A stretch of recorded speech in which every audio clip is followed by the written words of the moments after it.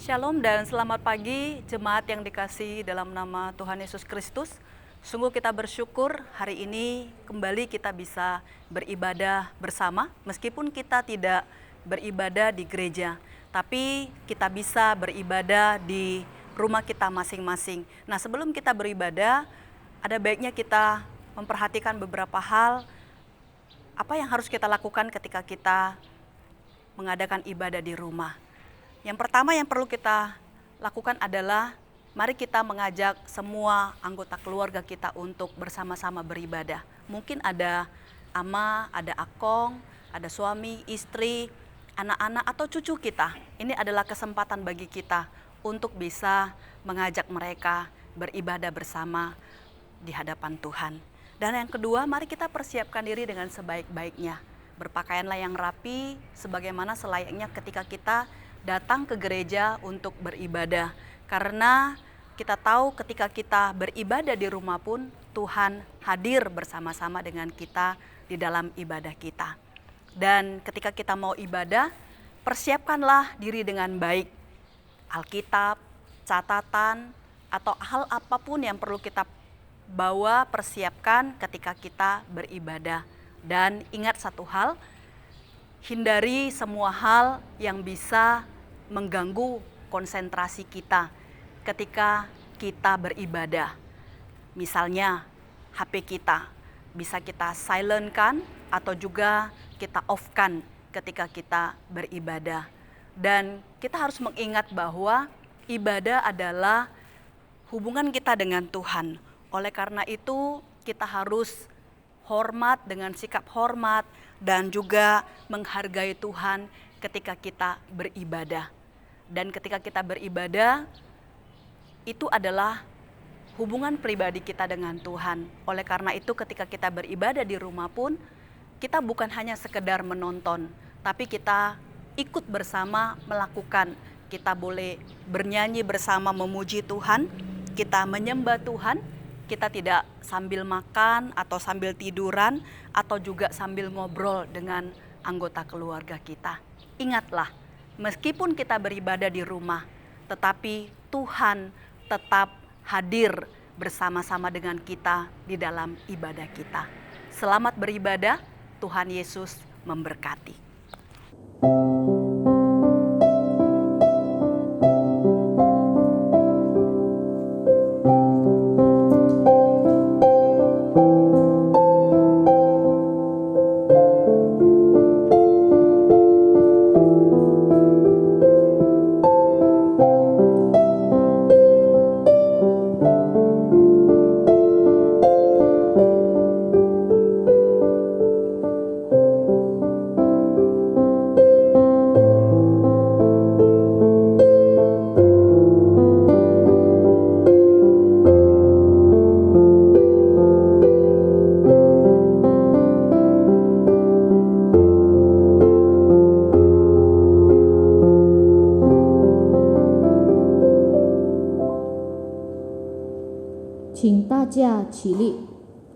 Silakan berdiri.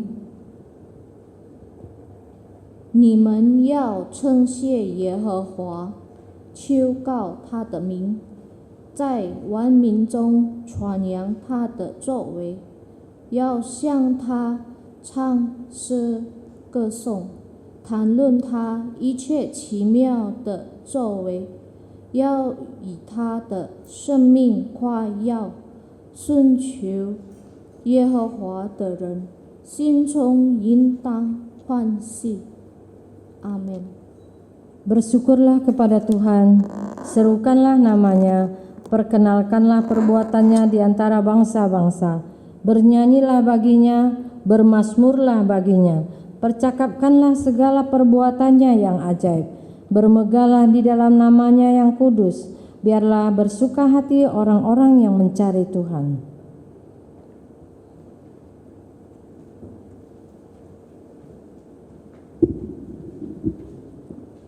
Jemaat yang terkasih, kita sama-sama akan mengaku dosa kita. Dengarkanlah firman Tuhan dari kitab Mika pasal 7 ayat 18 sampai 19. 请听上帝的话，从弥迦书第7章第18到19节。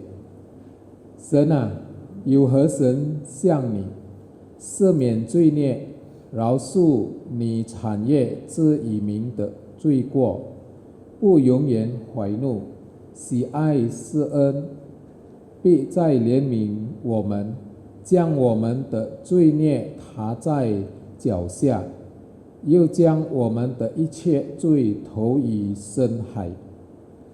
Siapakah Allah seperti engkau yang mengampuni dosa dan yang memaafkan pelanggaran dari sisa-sisa miliknya sendiri, yang tidak bertahan dalam murkanya untuk seterusnya, melainkan berkenan kepada kasih setia. Biarlah ia kembali menyayangi kita, menghapuskan kesalahan-kesalahan kita, dan melemparkan segala dosa kita ke dalam tubir-tubir laut. Kita ambil waktu untuk mengaku dosa kita.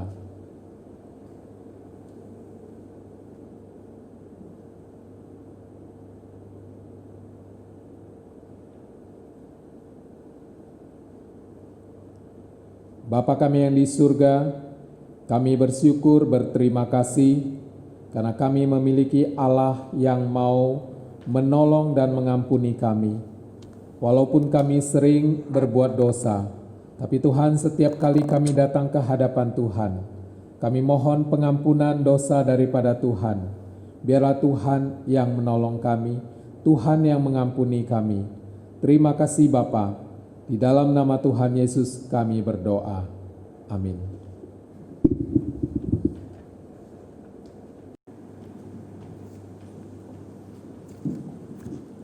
我们来唱第一首歌。 Mari kita naikkan lagu pujian pertama, Langit dan Bumi Pujilah Tuhan.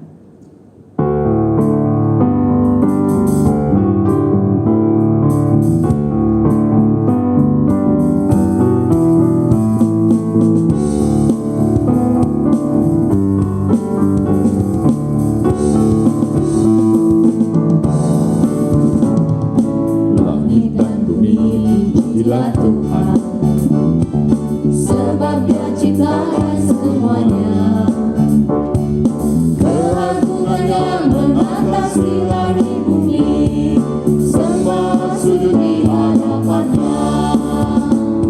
Ku puji, ku sembah, ku puji, ku sembah Yesus Kristus Sang Penebusku. Ku puji, ku sembah, ku puji, ku sembah Yesus Tuhan dan Rajaku. Haleluya, amin. Haleluya, amin. Haleluya, amin. Haleluya, amin. Langit dan bumi pujilah Tuhan, sebab Dia ciptakan semuanya, keagungannya mengatasi langit bumi, sembah sujud di hadapannya. Puji, ku sembah, ku puji, ku sembah Yesus Kristus Sang Penebusku. Ku puji, ku sembah, ku puji, ku sembah Yesus Tuhan dan Rajaku. Haleluya, amin. Haleluya,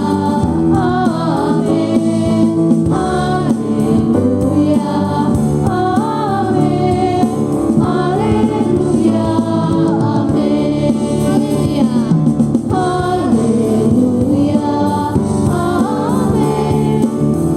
Haleluya, amin. Haleluya, amin. Haleluya, amin. Haleluya, amin. 大家请坐。 Silakan duduk. Mari kita bersatu di dalam doa. Bapa di surga, Bapa yang kami kenal dalam kasih Yesus Kristus, Pada pagi hari ini kami datang ke hadirat-Mu. Bapa, kami bersyukur karena kami masih dapat mengikuti ibadah pada pagi hari ini. Terima kasih Tuhan, kami mau menyerahkan ibadah kami ini. Kami mau menyerahkan seluruh umat yang ikut mengikuti ibadah pada pagi hari ini. Biarlah kuasa roh yang menuntun dan pimpinan Tuhan yang melayakkan ibadah kami ini. Biarlah kiranya hati dan pikiran kami bisa fokus untuk mendengarkan firman-Mu. Terpujilah nama-Mu Tuhan dari sekarang sampai selama-lamanya. Dalam nama Yesus kami berdoa. Amin. 读经，诗篇32篇第1节到第2节的赦免其过，遮盖去罪的，这人是有福的。凡心里没有归家，耶和华不算为有罪的，这人是有福的。 Pembacaan Alkitab Mazmur pasal 32 ayat 1 hingga 2. Berbahagialah orang yang diampuni pelanggarannya, yang dosanya ditutupi. Berbahagialah manusia yang kesalahannya tidak diperhitungkan Tuhan dan yang tidak berjiwa penipu. 我们来唱第2首歌，我心灵的安宁。 Mari kita naikkan pujian nomor 2, Jiwaku Tenanglah.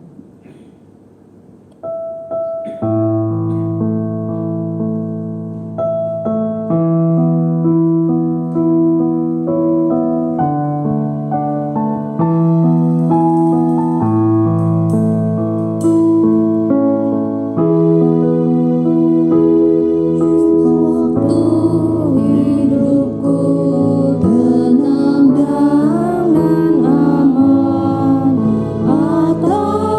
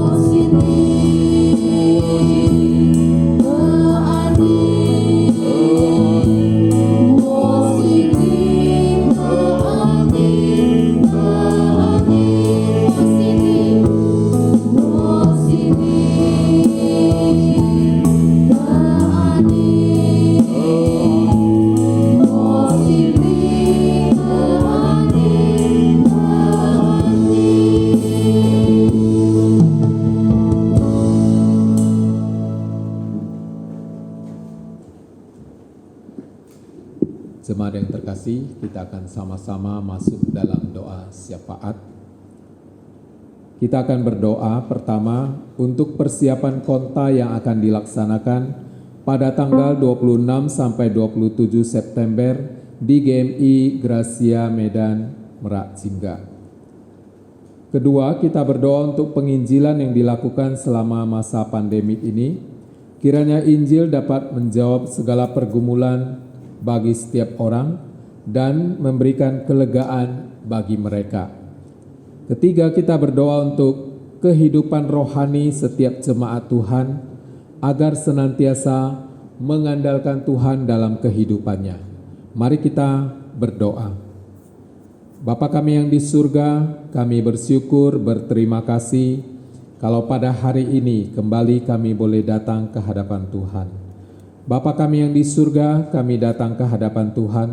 Kami mau berdoa untuk panitia persiapan konta, biarlah Tuhan Engkau yang memberkati, di mana konta yang akan dilaksanakan pada tanggal 26 sampai 27 September di GMI Gracia Merak Jingga, biarlah Tuhan yang memberkati untuk panitia, untuk ketua, untuk para DS, dan juga semua para peserta yang akan mengikutinya.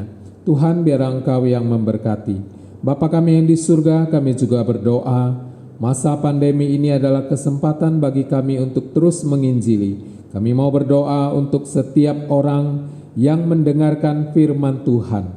Biarlah Tuhan Engkau yang bekerja melalui Roh Kudus Tuhan, sehingga setiap orang yang mendengarkan firman-Mu, Tuhan yang terus bekerja, sehingga mereka boleh mendapatkan segala jawaban dalam segala kehidupan mereka, dalam pergumulan mereka, dan mereka boleh mendapatkan kelegaan ketika mendengarkan firman-Mu. Terima kasih Bapa kami yang di surga. Pada saat ini kami juga mau berdoa untuk kehidupan setiap orang percaya, secara khusus untuk jemaat Tuhan. Biarlah Tuhan Engkau yang memberkati mereka. Biarlah di dalam masa-masa yang sulit ini kami tetap mengandalkan Tuhan. Kami tetap selalu ingat kepada Tuhan. Terima kasih Bapa. Kami mau serahkan doa syafaat kami ini ke dalam tangan Tuhan. Di dalam nama Tuhan Yesus kami berdoa. Amin.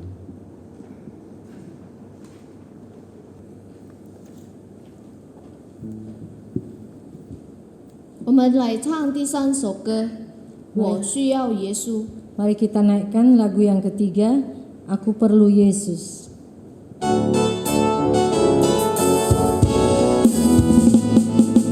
Ku mau Yesus, ku perlu Dia sungguh. Saat susah, tiada yang setia.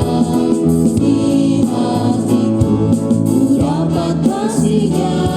Meski yang lain tak perlu Dia, ku perlu Yesus. Aku perlu akan Yesus. Tiap hari ku perlu. Saat terangnya ku perlu, saat gelapnya ku perlu. Pimpinan Tuhan Yesus yang ku perlu.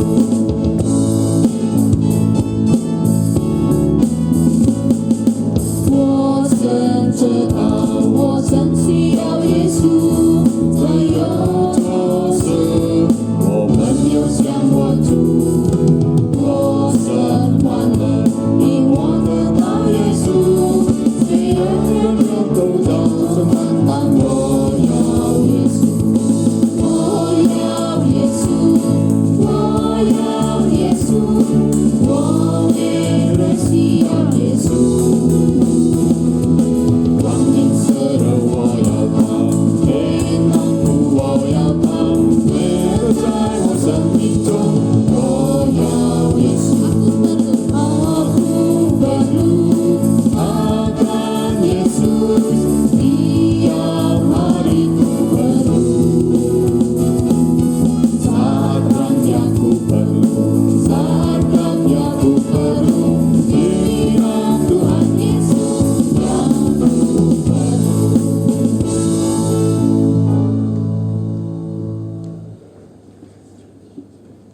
Setu 心境请大家起立。 Jemaat kami persilahkan berdiri. 我信上帝全能的父，创造天地的主。我信我主耶稣基督，上帝的独生子，因圣灵感应，如同真理玛利亚所生，在本丢比拉多手下受难，被钉于十字架，受死埋葬，降在阴间，第3天从死人中复活升天，坐在全能父上帝的右边，将来必从那里降临，审判活人死人。我信圣灵，我信生而共的教会，我信圣徒相通，我信罪的赦免，我信身体复活，我信永生。阿门。 Aku percaya kepada Allah, Bapa yang Maha Kuasa, Khalik langit dan bumi, dan kepada Yesus Kristus, anaknya yang tunggal Tuhan kita, yang dikandung daripada Roh Kudus, lahir dari anak darah Maria, yang menderita sengsara di bawah pemerintahan Pontius Pilatus, disalibkan, mati dan dikuburkan, turun ke dalam kerajaan maut. Pada hari yang ketiga, bangkit pula dari antara orang mati, naik ke surga, duduk di sebelah kanan Allah, Bapa yang Maha Kuasa, dan dari sana ia akan datang untuk menghakimi orang yang hidup dan yang mati. Aku percaya kepada Roh Kudus, gereja yang kudus dan am, persekutuan orang kudus, pengampunan dosa, kebangkitan orang mati, dan hidup yang kekal. Amin. 起因经文诗篇68篇第1节到第7节。愿神兴起，是他的仇敌失散，叫那恨他的人从他面前逃跑。他们被驱逐，如猿被风驱散，恶人间生赦免而消灭，如那黑火融化。唯有一人必然欢喜，在神面前高兴快乐。你们当向神唱诗，歌颂他的名，为那做志向或荒野的修平他路，他的名是耶和华，要在他面前欢乐。神在他的圣所做孤儿的父，做寡妇的伸冤子。神叫孤独的犹家是被救的主来相负，为有被你的主在干燥之地。一起读：神啊，你曾在你百姓前头出来，在旷野行走。阿门。 Allah bangkit, maka berseraklah musuh-musuhnya. Orang-orang yang membenci dia melarikan diri dari hadapannya. Seperti asap hilang tertiup, seperti lilin meleleh di depan api, demikianlah orang-orang fasik binasa di hadapan Allah. Tetapi orang-orang benar bersuka cita. Mereka beria-ria di hadapan Allah, bergembira dan bersuka cita. Bernyanyilah bagi Allah, Mazmurkanlah namanya, buatlah jalan bagi dia yang berkendaraan melintasi awan-awan. Namanya ialah Tuhan, beria-rialah di hadapannya. Bapa bagi anak yatim dan pelindung bagi para janda, itulah Allah di kediamannya yang kudus. Memberi tempat tinggal kepada orang-orang sebatang kara. Ia mengeluarkan orang-orang tahanan sehingga mereka bahagia. Tetapi pemberontak-pemberontak tinggal di tanah yang gundul. Bersama-sama, ya Allah, ketika Engkau maju berperang di depan umat-Mu, ketika Engkau melangkah di padang depan belantara. Amin. Amin. 但愿荣耀归圣父、圣子以及圣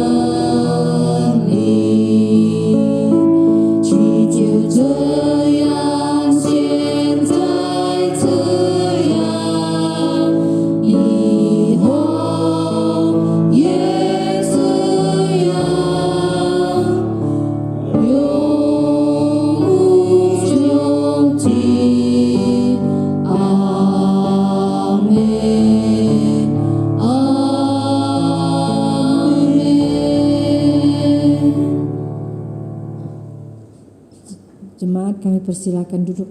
大家请坐。我们来唱第4首歌。 Mari kita naikkan pujian yang keempat, percaya dan patuh.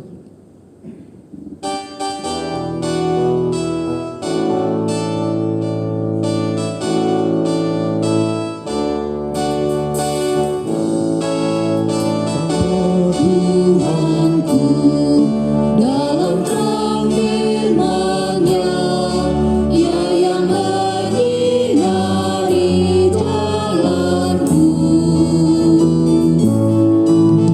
Turut perintah-Nya, biar tinggal dalamku, beserta umat-Nya yang patuh. Percayalah dan patuh padanya, pasti kau dikasihinya. Hanya percayalah.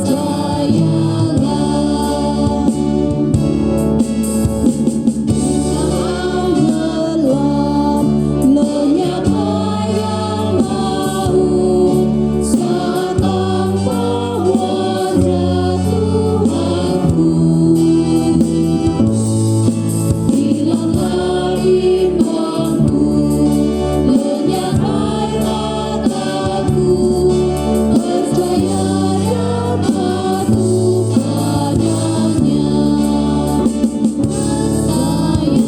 Percayalah dan patuh padanya, pasti kau dikasihinya.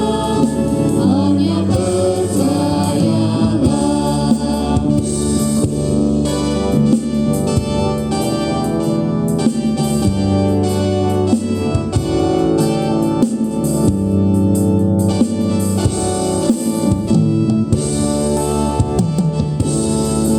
没有一个重担，没有一天为难，白色不也让我们痛苦。所有伤心事情，所有眼睛选择，带着祝福用心告诉父，心告诉父，因为除这以外，不能和耶稣喜乐，唯有心告诉父。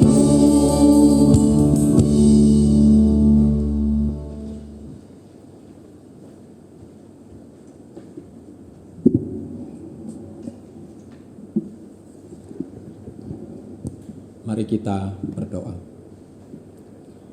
Bapa kami yang di surga, kami bersyukur berterima kasih pada hari ini kembali kami punya kesempatan kepada Tuhan untuk mendengarkan firman-Mu.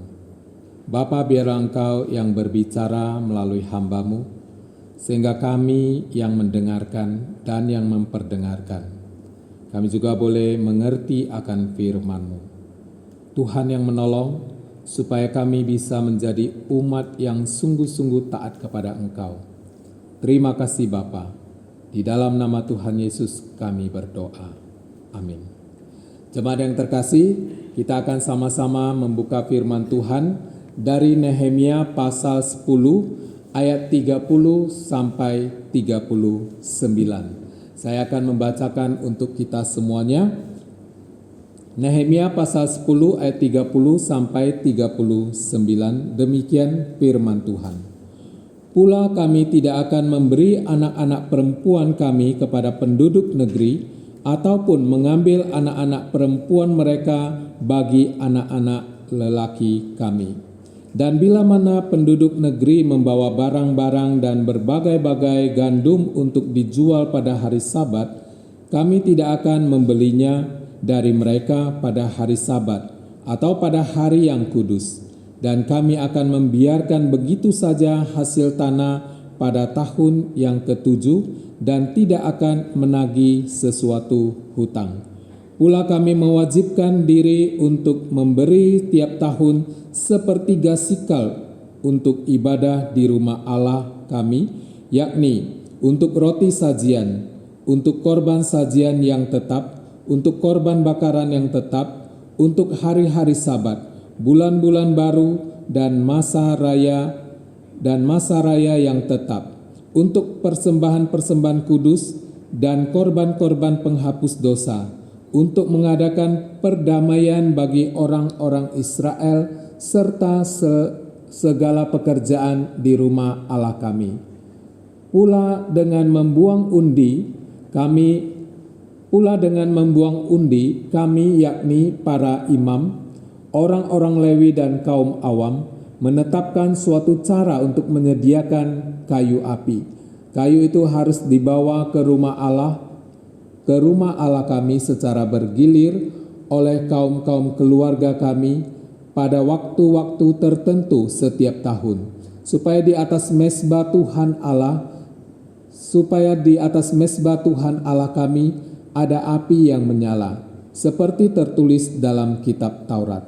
Lagi pula, setiap tahun kami akan membawa ke rumah Tuhan hasil yang pertama dari tanah kami dan buah sulung segala pohon. Pun kami akan membawa ke rumah Allah kami, yakni kepada para imam yang menyelenggarakan kebaktian di rumah Allah kami, anak-anak sulung kami dan anak-anak sulung ternak kami, serta seperti tertulis dalam kitab Taurat, juga anak-anak sulung lembu kami dan kambing domba kami, dan tepung jelai kami yang mula-mula, dan persembahan-persembahan khusus kami, dan buah segala pohon, dan anggur dan minyak akan kami bawa kepada para imam ke bilik-bilik rumah Allah kami, dan kepada orang-orang Lewi akan kami bawa persembahan persepuluhan dari tanah kami, karena orang-orang Lewi inilah yang memungut persembahan-persembahan persepuluhan di segala kota pertanian kami.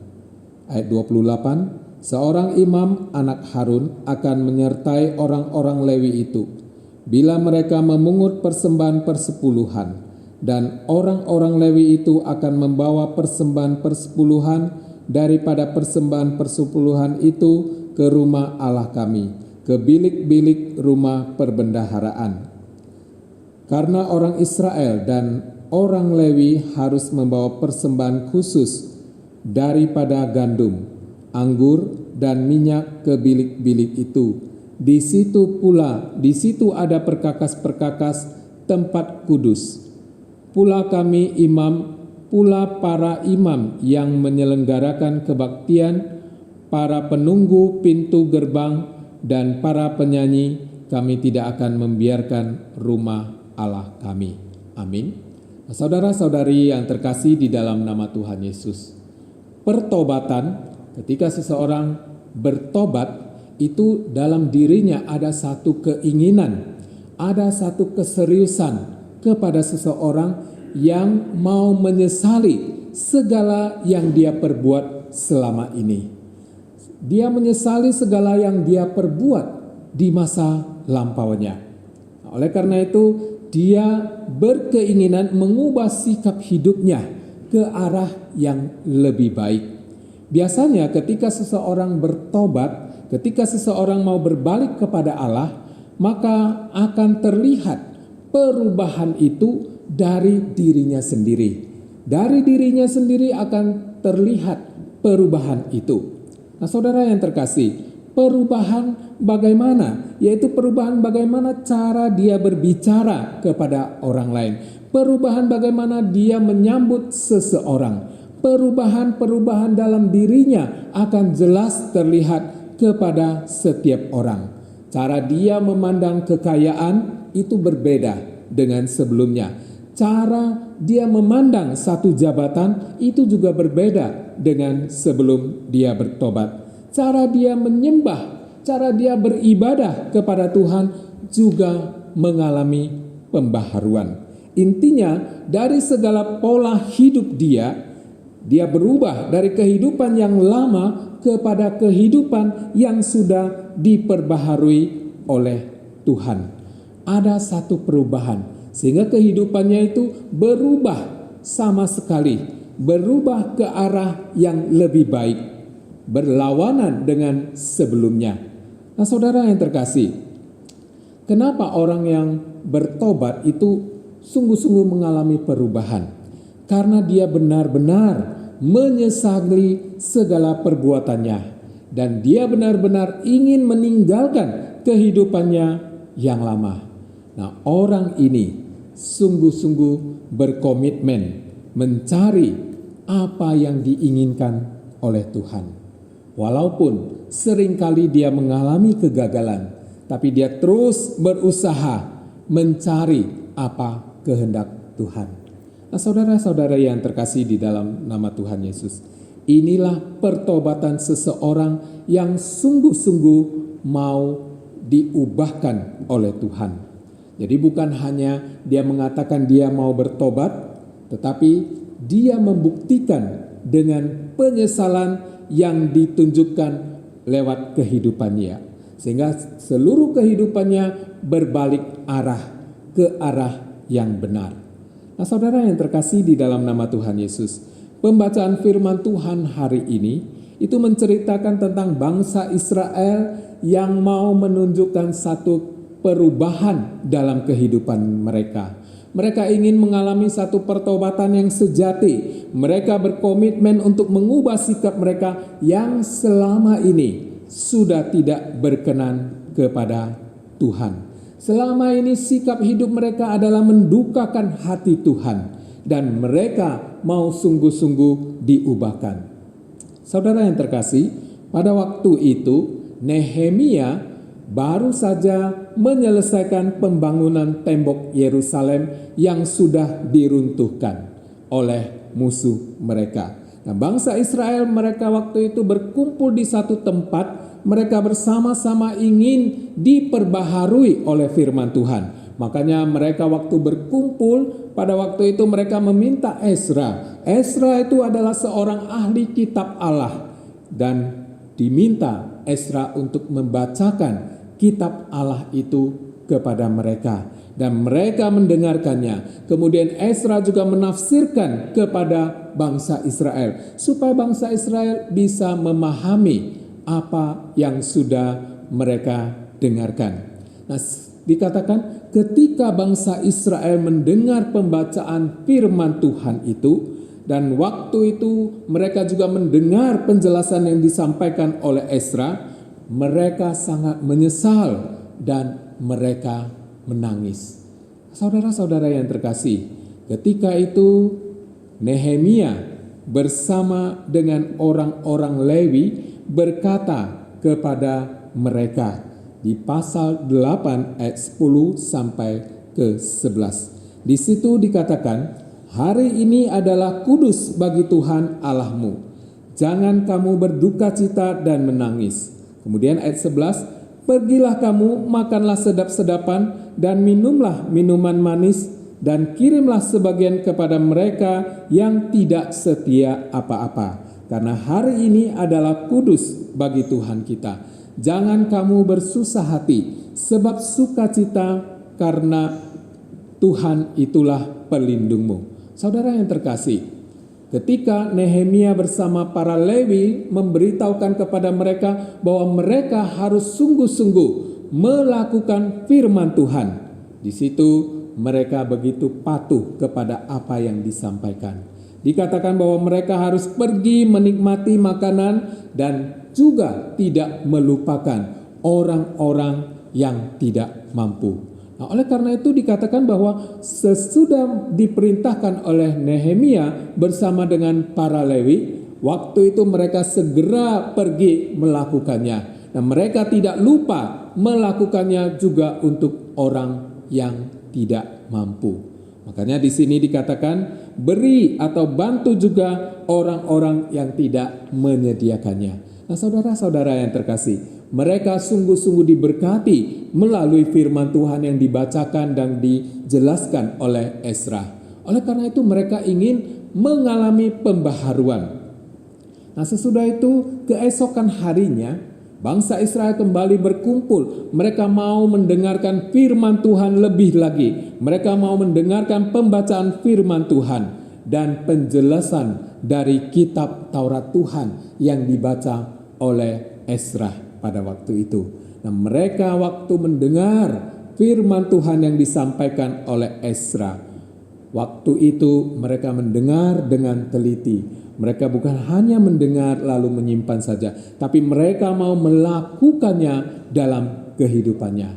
Nah, seluruh orang Israel pada saat mereka mendengarkan firman Tuhan, mereka begitu menyesal. Kenapa mereka begitu mendukakan hati Tuhan?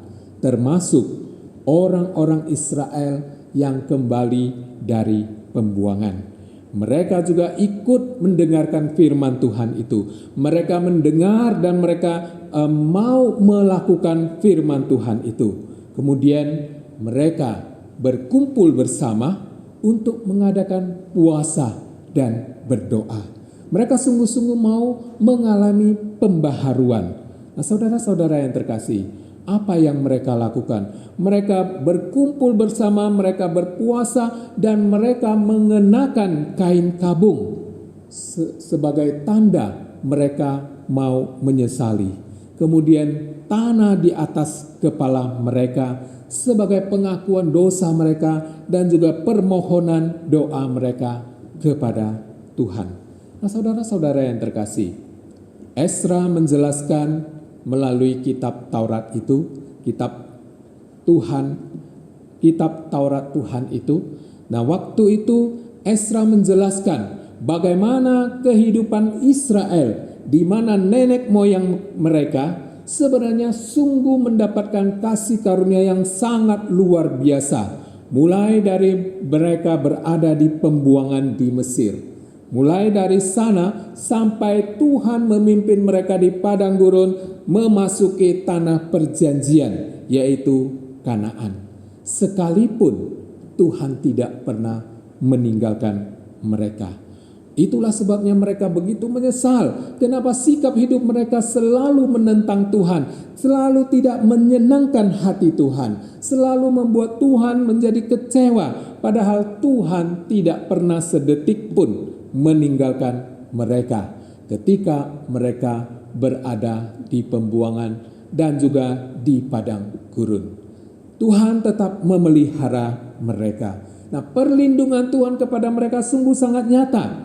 Mereka mengingat bagaimana nenek moyang mereka berjalan di padang gurun, melewati Laut Merah, Tuhan yang terus memimpinnya, dan mereka menyadari akan hal itu. Di siang hari, Tuhan dengan tiang awan memimpin mereka. Di malam hari, dengan tiang api memimpin mereka. Kemudian, ketika mereka di padang gurun, mereka tidak pernah kekurangan makanan. Makanan selalu dipenuhi oleh Tuhan kepada mereka. Dikatakan selama 40 tahun mereka tidak kekurangan. Bahkan di dalam perjalanan itu, mereka berjalan dan tidak menjadi sakit. Bahkan dikatakan kaki mereka tidak bengkak, pakaian yang mereka pakai itu tidak menjadi rusak. Ini adalah bukti pemeliharaan Tuhan kepada mereka. Dan mereka mendengar penjelasan itu. Akhirnya mereka menyadari ini adalah anugerah Tuhan yang luar biasa kepada nenek moyang mereka. Dan kini mereka sebagai umat yang dipilih oleh Tuhan, mereka harus menyadari dan harus senantiasa mensyukuri untuk berkat Tuhan dengan kehidupan mereka. Tapi kenyataan mereka justru lebih banyak mendukakan hati Tuhan. Oleh karena itu ketika mendengar penjelasan dari Ezra, bangsa Israel begitu menyesal akan apa yang mereka lakukan terhadap Tuhan. Mereka menyesal atas tindakan mereka, sikap mereka selama ini kepada Tuhan. Mereka merasa perlu ada satu pertobatan yang serius mulai dari diri mereka sendiri. Maka itu mereka melakukan perkabungan dengan menaruh tanah di atas kepala dan juga mereka berdoa mohon pengampunan daripada Tuhan. Kemudian pada pasal yang ke-10 ini adalah satu tekad mereka. Mereka bertekad akan kembali ke jalan yang benar. Mereka berkomitmen akan setia kepada Tuhan. Dan mereka mau sungguh-sungguh diubahkan oleh Tuhan. Dan mereka mau mencari apa yang menjadi kehendak Tuhan di dalam kehidupan mereka.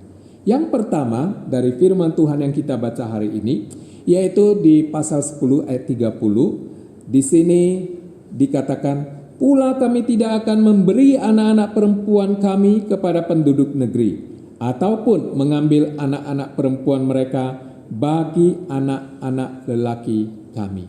Nah saudara yang terkasih, bangsa Israel menyadari ketika mereka hidup dengan bangsa asing atau bercampur dengan bangsa yang tidak percaya kepada Tuhan, mereka sendiri tidak bisa mempertahankan diri.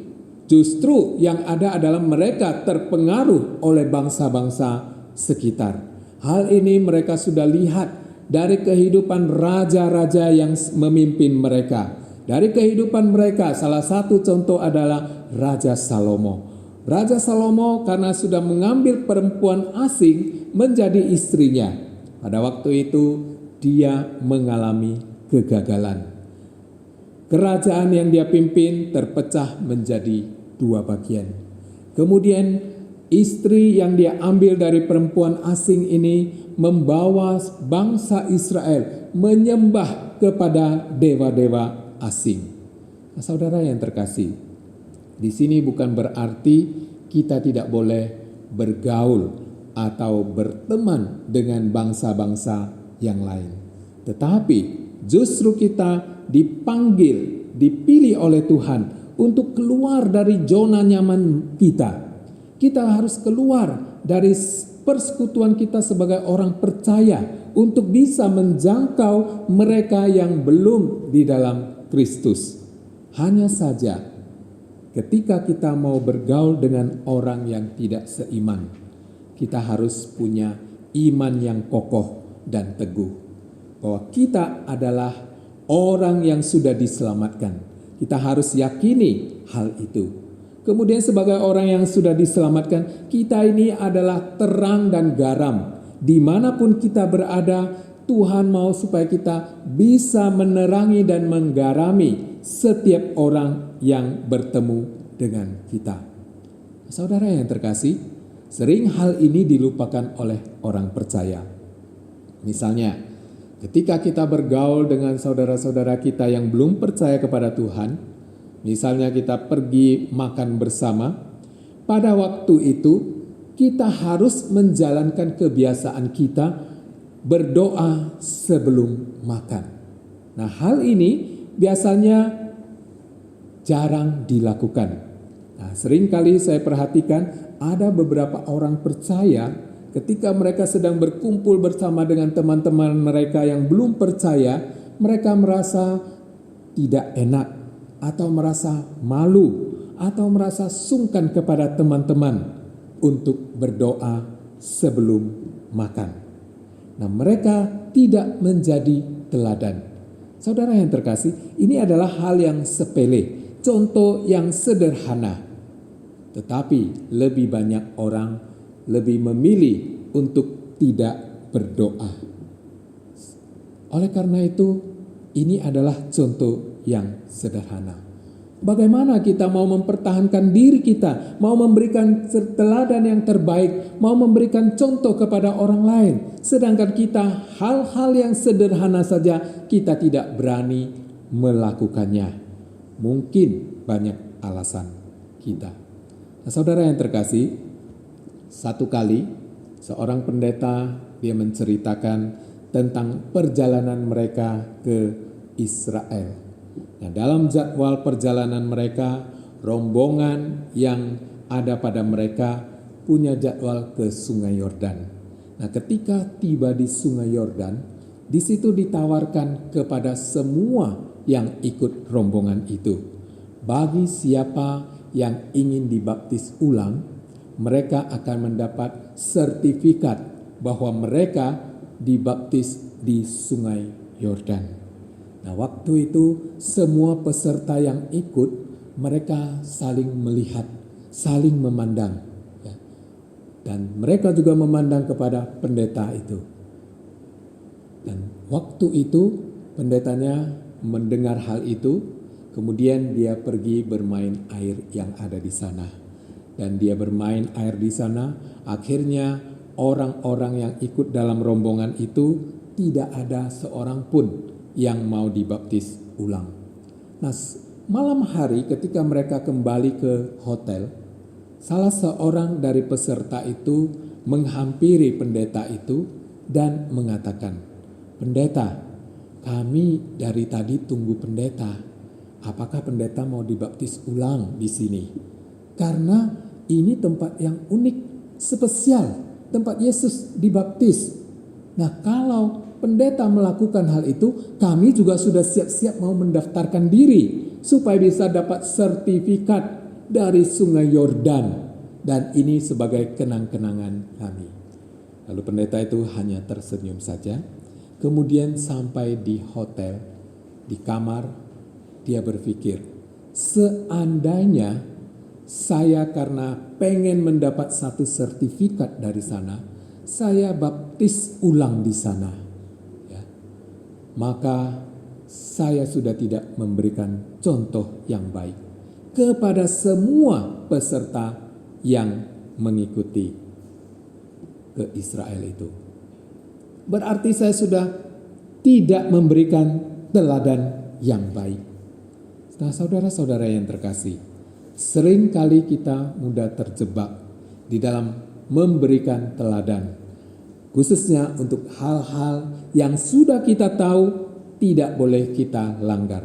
Tetapi justru seringkali kita melanggarnya. Ini berarti kita sudah gagal menjadi terang dan garam. Padahal Tuhan memilih kita untuk menjadi terang dan garam. Kita dipanggil oleh Tuhan untuk bisa menggarami dan menerangi saudara-saudara kita. Saudara yang terkasih, itu yang pertama. Kemudian yang kedua, bangsa Israel bertekad mereka mau menguduskan hari Sabat, yaitu di ayat 31. Di situ dikatakan ayat 31, "Dan bila mana penduduk negeri membawa barang-barang dan berbagai-bagai gandum untuk dijual pada hari Sabat, kami tidak akan membelinya dari mereka pada hari Sabat atau pada hari kudus. Dan kami akan membiarkan begitu saja hasil tanah pada tahun yang ketujuh dan tidak akan menagih segala hutang." Yang kedua yaitu menguduskan hari Sabat. Israel sudah berkomitmen. Komitmen mereka yang kedua adalah mereka akan menguduskan hari Sabat, hari-hari besar, dan juga hari-hari Sabat yang mereka harus pelihara. Dan dikatakan bahwa selama ini mereka menyadari bahwa selama ini mereka tidak memelihara hari Sabat dengan baik. Namun setelah mendengar pembacaan firman Tuhan dan penjelasan oleh Ezra, mereka sungguh-sungguh mau melakukan firman Tuhan itu. Mereka tidak mau melakukan kegiatan apapun pada hari Sabat. Mereka harus mengutamakan Tuhan di dalam kehidupan mereka. Mereka menyadari bahwa selama ini mereka sudah tidak memuliakan Tuhan. Oleh karena itu dikatakan, ketika ada orang menawarkan jual beli pada hari Sabat, mereka tidak mau membeli. Selama ini mereka mungkin ada yang sebagian membeli, mungkin ada yang tetap tidak. Nah, saudara yang terkasih, tapi ketika mereka sudah mendengar itu, mendengar firman Tuhan, mereka sungguh-sungguh mau bertobat dan mereka tidak mau membelinya. Sebab ketika mereka membeli, mereka menyadari mereka tidak menjadi teladan bagi saudara-saudara yang lainnya, khususnya bagi yang menjual. Sehingga mereka tidak lagi menjadi teladan bagi orang lain. Demikian juga pada tahun Sabat. Mereka bekerja selama 6 tahun. Selama 6 tahun Tuhan sudah memberkati mereka. Bahkan dikatakan tahun ke-6 Tuhan memberkati mereka dengan berkat yang berlipat ganda. Sebagai persiapan untuk tahun yang ke-7, yaitu tahun Sabat, mereka dicukupkan. Nah, itulah komitmen mereka. Nah, saudara yang terkasih, bagaimana dengan kita? Ketika kita mendengarkan firman Tuhan, apakah ada kerinduan di dalam diri kita untuk sungguh-sungguh melakukan firman Tuhan? Banyak dari antara orang percaya justru mereka memilih melakukan sesuatu pada hari Sabat, melakukan jual beli pada hari Sabat, melakukan rekreasi pada hari Sabat. Nah, biasanya kita terjebak karena apa? Karena kita memikirkan bahwa hari Sabat itu justru orang semua tidak bekerja, mereka bisa keluar, bisa membeli, dan kita kalau membuka toko, kita bisa mendapatkan keuntungan yang luar biasa. Dan itu selalu menjadi pemikiran kita. Nah, saudara yang terkasih, biasanya mereka akan memikirkan kalau tidak hari Minggu, kapan lagi bisa mendapat pelanggan yang luar biasa? Nah, itu selalu menjadi alasan kita. Satu kali di satu gereja ada satu jemaat senior. Dia mempunyai kebiasaan ingin mewariskan yang baik kepada jemaat junior. Oleh karena itu, setiap kali selesai ibadah, dia selalu menunggu jemaat-jemaat yang junior, lalu mengumpulkan mereka, dan dia di situ mulai menceritakan kesaksian mereka, kesaksian dirinya kepada mereka yang junior itu. Dan dia katakan, saya akan bersaksi mulai dari diri saya tentang bagaimana pada hari Sabat atau hari di mana kita beribadah kepada Tuhan, saya tidak akan membuka toko. Waktu itu dia katakan, padahal waktu itu ketika dia akan mulai menutup toko pada hari ibadah, sebenarnya pergumulannya sangat luar biasa. Kenapa? Karena hari Sabat itu hari untuk Tuhan, bisnisnya paling lancar. Bahkan dari pagi buka sampai sore itu orang-orangnya tidak berhenti datang belanja. Tetapi ketika mendengarkan firman Tuhan, dia katakan, saya harus berani menutup toko pada hari Minggu. Dan dia lakukan hal itu. Di awal-awal dia melakukan hal itu, hatinya sungguh tidak damai. Dia merasa sayang sekali. Hari ini biasanya bisa mendapat sekian. Tapi karena saya sudah tutup, maka 1%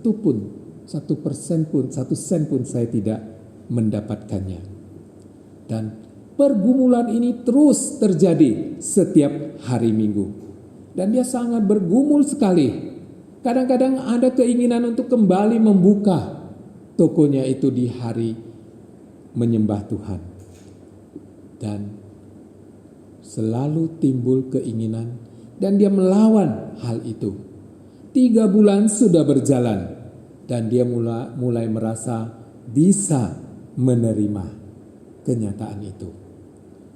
Dan saudara yang terkasih, masuk bulan keempat, setiap hari Minggu ada kerinduan untuk kembali membuka toko. Karena tergiur dengan pendapatan yang luar biasa.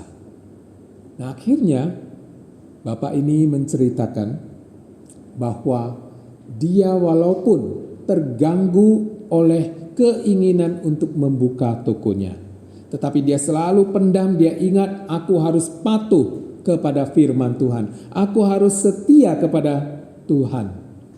Dan akhirnya dia tidak membuka. Dan selang beberapa waktu kemudian, dia mengatakan, sesudah melewati pergumulan yang berat untuk tidak membuka toko, disitulah Tuhan memberkati dia. Nah, saudara yang terkasih, dia sampai mengatakan, Senin sampai Kamis, bahkan untuk makan pun kami tidak sempat. Dia sudah panggil anggota-anggota keluarganya untuk menjaga toko, tetapi Senin sampai Kamis dikatakan tidak bisa terima orang yang mau datang kunjung atau mau bercerita kepada dia. Nah, saudara yang terkasih, 4 hari yang sangat luar biasa diberkati oleh Tuhan. Dia bersaksi lagi, dia katakan, saya sudah berkorban 1 hari saja untuk Tuhan, tapi Tuhan membayar saya 4 hari dengan pelanggan yang luar biasa. Nah, saudara yang terkasih, di sini saya tidak mengajarkan kepada kita bahwa ketika kita berani untuk menutup toko kita, maka Tuhan akan memberkati kita. Bukan itu motivasi kita.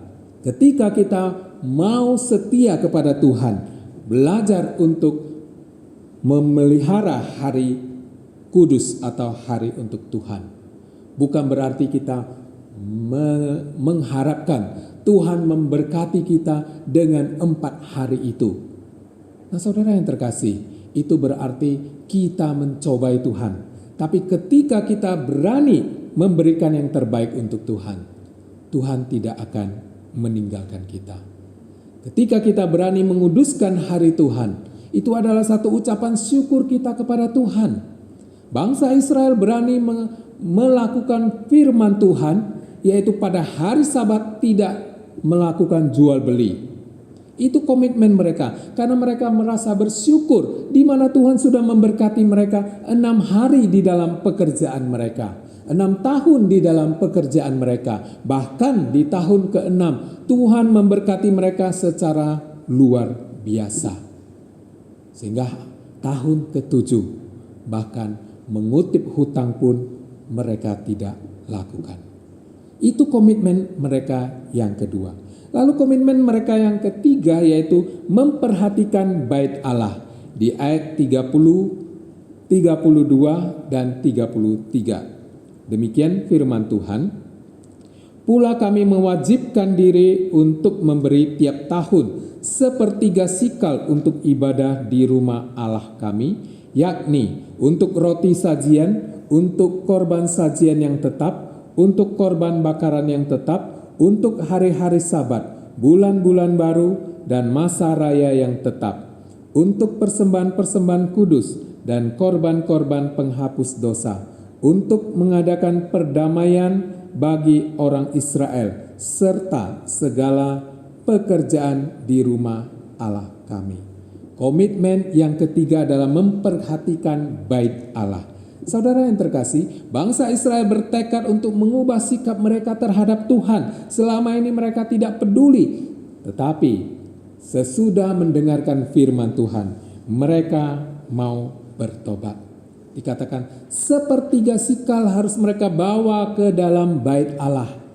Dikatakan di ayat 32, di ayat yang bagian yang pertama itu dikatakan, kami mewajibkan diri kami untuk memberi tiap tahun 1/3 sikal. Nah, saudara yang terkasih, ini adalah satu komitmen mereka sendiri. Mereka mau memberikan persembahan roti sajian untuk bakaran, persembahan pada hari-hari Sabat, persembahan pada bulan-bulan baru, dan mereka sudah tetapkan untuk diri mereka mau melakukan firman Tuhan. Nah, saudara yang terkasih, bagaimana dengan orang-orang percaya zaman kini? Nah, satu kali ada seorang ibu berkata kepada pengurus gereja. Dia katakan, saya ingin mempersembahkan 1 buah lemari yang tadinya saya pakai, tapi karena saya membuat lemari baru, maka selemari yang saya pakai ini saya ingin persembahkan supaya bisa dipakai. Nah, waktu itu para pengurus menerima. Nah, tidak berapa lama kemudian, rupanya lemari ini ditaruh di pastori. Dan pastori pada waktu itu mau direnovasi semuanya. Jadi dibongkar habis, otomatis semua barang-barang yang di dalam itu dimasukkan ke dalam gudang. Nah, pada waktu ibu ini mengetahui bahwa lemari yang dia persembahkan itu sudah dimasukkan ke dalam gudang, dia mengatakan, sayang sekali, itu kayu yang bagus. Ya, kenapa ditaruh di gudang? Ya, masih bisa dipakai. Dan akhirnya dia sendiri mengatakan, jika tidak mau dipakai lagi, tidak apa-apa, saya akan jemput kembali lemari itu ke rumah saya. Saya akan taruh di gudang rumah saya. Nah, saudara-saudara yang terkasih di dalam nama Tuhan Yesus, seringkali kita menjadikan rumah Tuhan atau pastori sebagai gudang kita. Sementara kita mengganti sofa baru, sofa yang lama karena tidak pakai kita titip di sana. Tapi ketika kita tahu bahwa apa yang kita punya itu tidak dipakai lagi, kita merasa tersinggung. Nah, saudara yang terkasih, kenapa kita tidak berusaha memberi yang terbaik? Kenapa kita tidak memberikan yang paling baik untuk Tuhan? Nah, saudara yang terkasih, inilah yang dialami oleh Israel. Mereka mau memperbaharui pola pemikiran mereka. Untuk bait Allah, mereka harus perhatikan dengan sungguh-sungguh. Bahkan untuk segala kebutuhan bait Allah, mereka mau berusaha memperhatikan segala keperluannya. Kemudian komitmen mereka yang keempat setelah mereka mendengarkan firman Tuhan dan mengalami pertobatan, yaitu membawa hasil pertama dari panen mereka. Di ayat 35 sampai 37. Demikian firman Tuhan. Lagi pula setiap tahun kami akan membawa ke rumah Tuhan hasil yang pertama dari tanah kami dan buah sulung dari segala pohon. Pun kami akan membawa ke rumah Allah kami, yakni kepada para imam yang menyelenggarakan kebaktian di rumah Allah kami, anak-anak sulung kami dan anak-anak sulung ternak kami, seperti tertulis dalam kitab Taurat. Juga anak-anak sulung lembu kami dan kambing domba kami. Ayat 37, dan tepung jelai kami yang mula-mula, dan persembahan-persembahan khusus kami, dan buah segala pohon, dan anggur dan minyak akan kami bawa kepada para imam, ke bilik-bilik rumah Allah kami, dan kepada orang-orang Lewi akan kami bawa persembahan persepuluhan dari tanah kami. Karena orang-orang Lewi inilah yang memungut persembahan-persembahan persepuluhan di segala kota pertanian kami. Nah, saudara yang terkasih, komitmen selanjutnya bangsa Israel adalah mereka mau memberi persembahan persepuluhan, memberi persembahan dari hasil pertama kepada Tuhan. Mulai ketika mereka panen, mereka akan membawa persembahan sulung mereka kepada Tuhan. Mulai dari peliharaan mereka, anak sulungnya itu harus mereka persembahkan. Nah, saudara yang terkasih, ternak-ternak mereka, setiap yang sulung mereka akan bawa kepada Tuhan. Bahkan hasil panen mereka sudah berkomitmen akan memberikan untuk Tuhan. Nah, mereka melakukan semua itu dengan kesadaran bahwa Tuhanlah yang memberkati mereka ketika mereka bercocok tanam, Tuhan yang memberkati ketika ternak mereka menghasilkan keturunan, Tuhan yang memberkati ketika tanaman mereka menghasilkan, Tuhan yang memberkati. Mereka tahu semua itu daripada Tuhan. Sebagai ucapan syukur, maka mereka memberikan persembahan yang sulung. Kemudian dari segala hasil itu mereka membawa persembahan persepuluhan kepada Tuhan sebagai ucapan syukur. Nah, saudara yang terkasih, terkadang kita ini agak bandel ya. Kenapa? Seringkali kita berargumen sebenarnya persembahan persepuluhan wajib atau tidak ya. Nah, saudara yang terkasih, saya mau katakan persembahan persepuluhan itu tidak wajib, tetapi harus ya.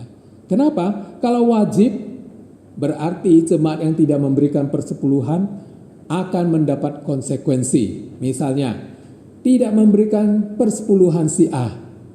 Mungkin nanti waktu meninggal dia tidak diurus oleh gereja. Atau anaknya mau menikah tidak boleh diberkati gereja misalnya, ya. Itu ada konsekuensi kalau persepuluhan itu wajib. Tapi persepuluhan itu tidak wajib tapi harus, ya. Kenapa harus? Sebagai ucapan syukur kita kepada Tuhan. Tuhan sudah memberkati kita dengan kesehatan, memberkati dengan segala yang kita pergunakan. Itu sebagai ucapan syukur kita membawa persepuluhan kita kepada Tuhan. Berarti kita mengakui bahwa Tuhanlah sumber pengharapan kita. Tuhanlah yang memberkati kita. Dan kita mau sungguh-sungguh melakukan firman Tuhan. Dan kita yakin segala yang kita miliki sampai hari ini itu berasal dari Tuhan. Lalu ada yang berpikir, kalau saya sudah memberikan persepuluhan, persembahan-persembahan lain tidak usah lagi. Nah, saudara yang terkasih, kalau kita mengukur persepuluhan itu segala-galanya untuk Tuhan, maka kita sudah menjengkali kehidupan kita dengan kita sudah memberikan persepuluhan kita. Tapi sebenarnya kita mau juga menjadi berkat bagi orang lain. Tuhan ingin supaya kita juga bisa membantu saudara-saudara kita yang lain melalui persembahan-persembahan yang lainnya. Nah, saudara-saudara yang terkasih, perubahan terjadi kepada Israel. Ketika mereka mendengar firman Tuhan, mereka menyesali, mereka punya komitmen mau melakukan firman Tuhan. Bagaimana dengan kita? Oleh karena itu, mari kita menunjukkan satu pertobatan di dalam kehidupan kita. Satu perubahan yang sungguh-sungguh yang bisa dirasakan oleh semua orang. Dan bahkan bisa dilihat oleh semua orang. Sehingga tanpa menceritakan tentang kasih kepada mereka, mereka bisa merasakan bahwa di dalam diri kita ada satu perubahan.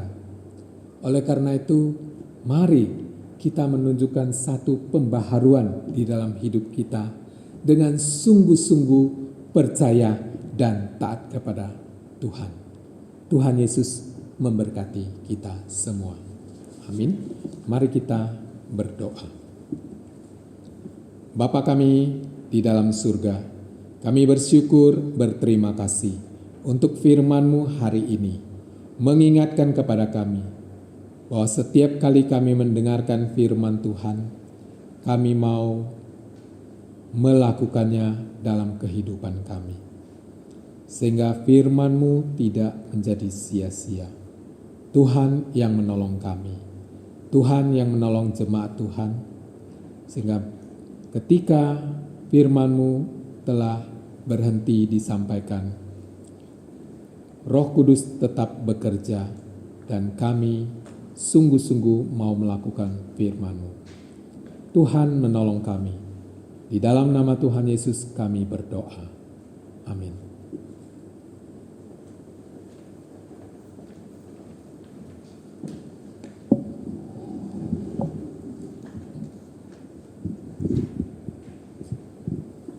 我要把甘心祭献给你，耶和华，我要称赞你的名，这名本为美好。 Dengan rela hati aku akan mempersembahkan korban kepadamu, bersyukur sebab nama-Mu baik, ya Tuhan. 我们要奉献，我们来唱第5首歌。 Kita akan mengumpulkan persembahan. Mari kita naikkan pujian Give Thanks.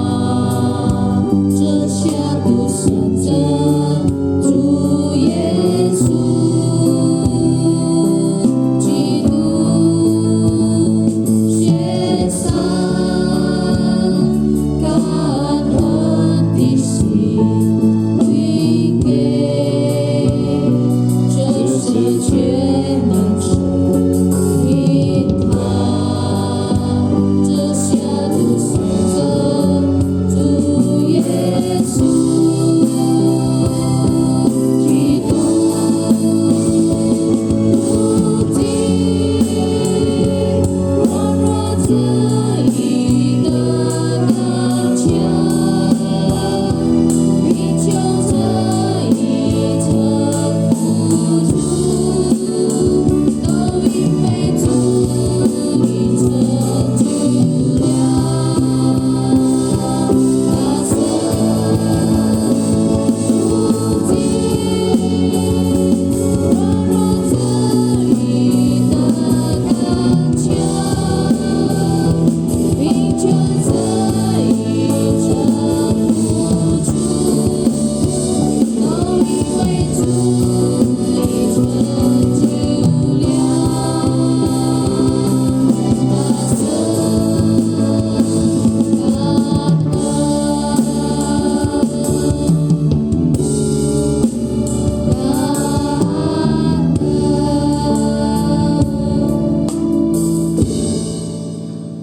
我们低头祷告，天父上帝，我们来到你的面前，我们献上我们的奉献，我们感谢，因为你祝福了我们每一天，赐给我们幸福、快乐、健康的身体，我们感谢你，求你祝福、悦纳我们的奉献，赦免我们的罪，奉主耶稣的名，我们祷告，阿门。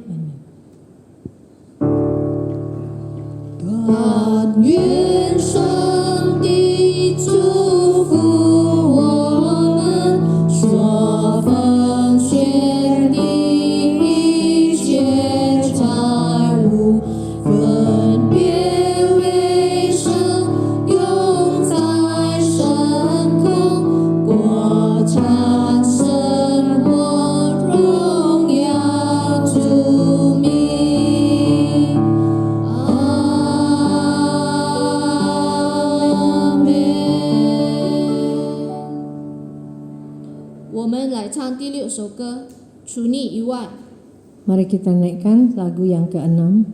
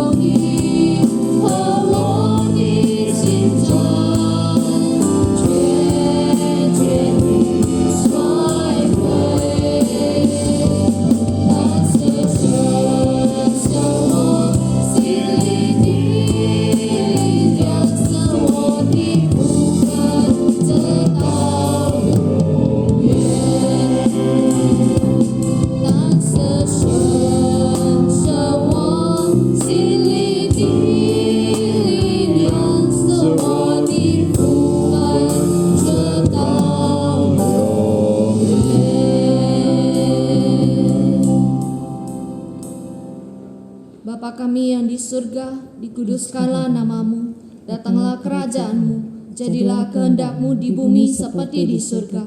Berikanlah kami pada hari ini makanan kami yang secukupnya, dan ampunilah kami atas kesalahan kami, seperti kami juga mengampuni orang yang bersalah kepada kami. Dan janganlah membawa kami ke dalam pencobaan, tapi lepaskanlah kami daripada yang jahat, karena Engkaulah yang punya kerajaan dan kuasa dan kemuliaan sampai selama-lamanya. Amin.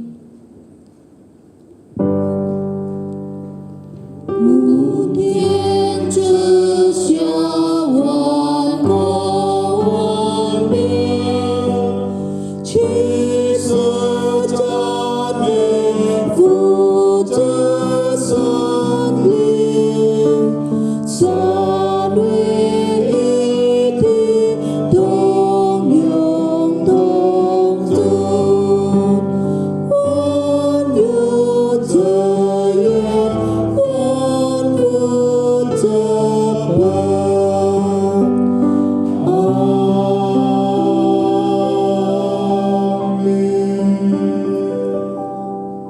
Jemaat yang terkasih, kita akan terima berkat daripada Tuhan. Arahkanlah hatimu kepada Tuhan dan terimalah berkat daripada Tuhan. 我们领受上帝的祝福。愿我主耶稣基督的恩惠、上帝的慈爱、圣灵的感动常与你们众人同在，从今时直到永远。Kiranya kasih karunia dari Tuhan kita Yesus Kristus, kasih sayang daripada Allah Bapa, dan persekutuan di dalam Roh Kudus, itulah yang akan memberkati, menyertai kamu sekalian mulai hari ini, besok, dan sampai selama-lamanya. Amin.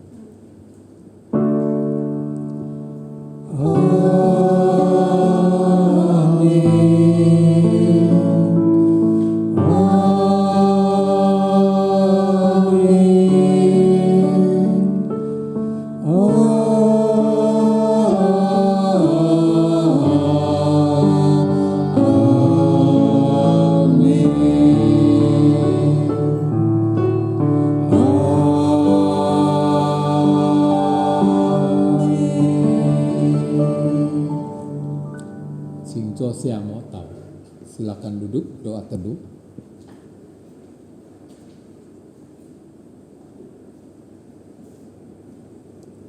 Amin. Saudara yang terkasih, saat ini kita akan mendengarkan warta gereja. Hamba Tuhan dan majelis mengucapkan terima kasih untuk kesediaan saudara-saudari di dalam mengikuti ibadah di rumah masing-masing. Tuhan Yesus memberkati kita semua. Doa malam pada Rabu malam tetap diadakan di rumah masing-masing jam 7.30 malam. Bagi saudara-saudari yang ingin memberikan persembahan, bisa men-scan barcode yang sudah ada atau mentransfer ke rekening yang sudah tertulis di sini, atau juga bisa membawa persembahannya ke pastori untuk kita lanjutkan ke bendahara. Demikian warta gereja. Tuhan Yesus memberkati kita semua.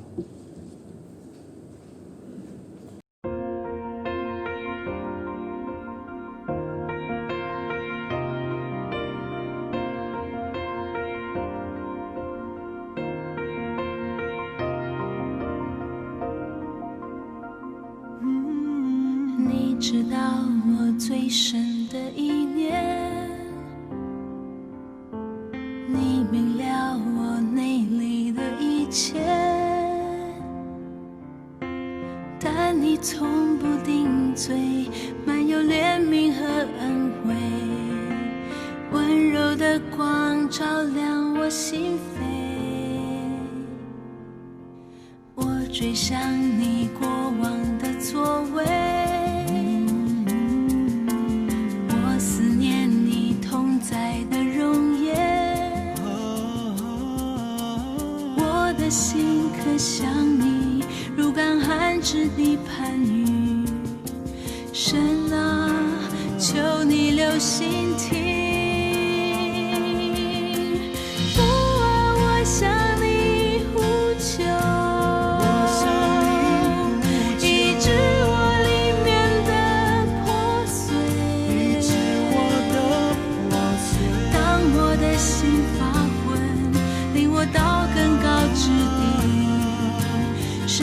我高过四面的仇敌。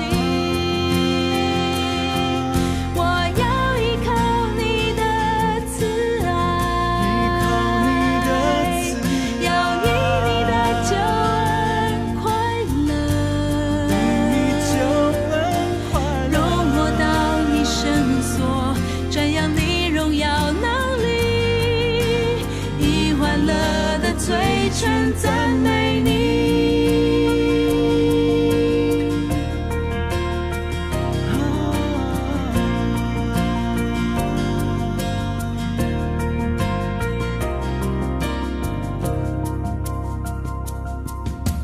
你知道我最深的意念，你明了我内里的一切，但你从不定罪，满有怜悯和恩惠，温柔的光照亮我心扉。我追想你过往的作为，我思念你同在的容颜，我的心可向你如干旱之地攀援。神啊，求你留心听，父啊，我向你呼求，医治我里面的破碎，当我的心发昏，领我到更高之地，使我高过四面的仇敌。我要依靠你的慈爱，要以你的救恩快乐，容我到你圣所，瞻仰你荣耀能